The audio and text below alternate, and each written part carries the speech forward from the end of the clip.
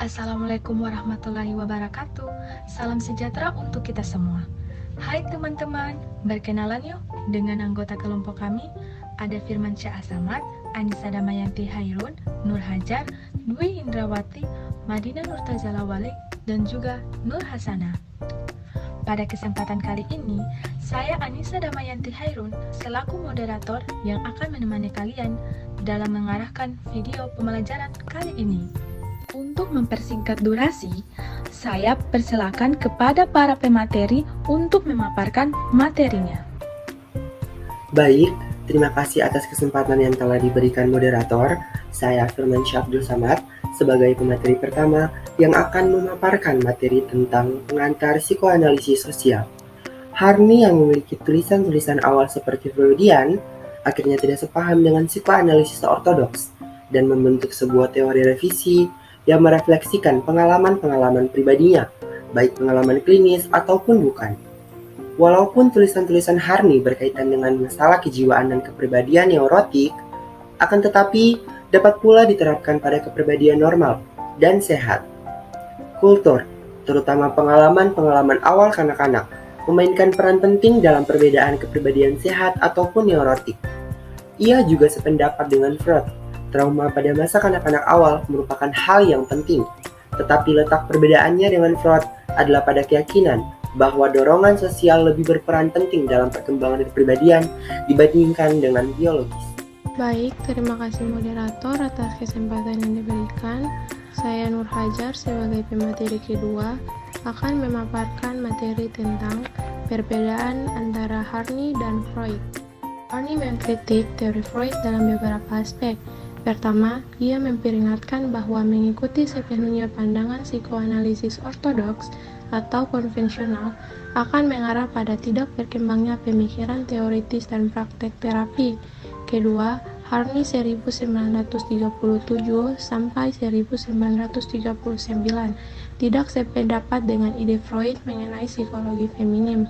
Ketiga, ia menegaskan bahwa pandangan psikologi analisis seharusnya menitik beratkan pada pentingnya pengaruh kultur dalam membentuk kepribadian. Menurut Harni 1939, manusia tidak hanya diatur oleh prinsip kesenangan saja, tetapi oleh dua prinsip, yaitu keamanan dan kepuasan. Baik, terima kasih moderator atas kesempatan yang diberikan. Saya Dwi Indrawati sebagai pemateri ketiga akan memaparkan materi pengaruh kultur. Walaupun Horny tidak mengabaikan faktor genetis, ia sangat menitik beratkan pengaruh kultural sebagai dasar utama perkembangan kepribadian neurotik dan kepribadian normal. Ia meyakini bahwa kultur modern terbentuk berdasarkan kompetisi antar individual. Setiap orang adalah seorang pesaing yang nyata atau pesaing yang potensial bagi orang lain. Horny, 1937, HIM 284. Baik, terima kasih moderator atas kesempatan yang diberikan. Saya Madinah Nurtazala Wali sebagai pemateri keempat akan melanjutkan pemaparan materi mengenai pengaruh kultur yang telah dibaca oleh Dwi Indrawati. Daya saing dan rasa permusuhan dasar yang ditimbulkan oleh kultur modern menyebabkan perasaan terisolasi, di mana perasaan sendirian di dunia yang tidak ramah ini akan menyebabkan meningkatnya kebutuhan akan kasih sayang yang pada akhirnya membuat orang menilai cinta terlalu tinggi. Sebagai akibatnya, banyak orang melihat cinta dan kasih sayang sebagai jawaban atas semua permasalahan yang mereka hadapi. Memang cinta yang tulus dapat menjadi pengalaman yang baik dan bermanfaat bagi seseorang, tetapi kebutuhan akan cinta yang berlebihan akan menjadi dasar yang kuat bagi berkembangnya neurosis. Bukannya mendapat manfaat dari kebutuhan akan cinta, orang-orang neurotik akan berusaha mendapatkan cinta dengan cara apapun. Kontradiksi-kontradiksi ini ditimbulkan oleh pengaruh lingkungan yang menghasilkan konflik-konflik intrapsikis yang mengancam kesehatan mental dari orang-orang normal dan menghasilkan rintangan-rintangan yang sulit dihadapi oleh orang-orang dengan gangguan neurotik. Baik, terima kasih kepada moderator atas kesempatan yang diberikan kepada saya.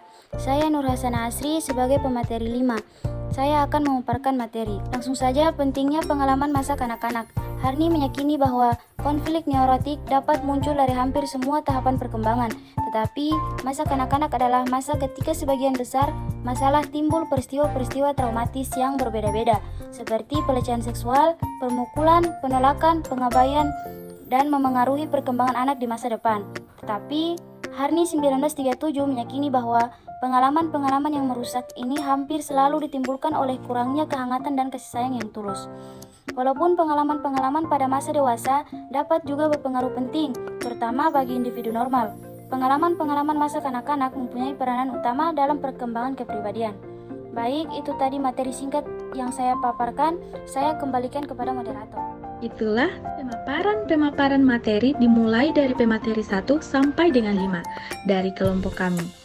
Semoga teman-teman yang menyaksikannya dapat memahami dan bila terdapat kesalahan mohon dimaafkan. Saya tutup dengan wassalamualaikum warahmatullahi wabarakatuh.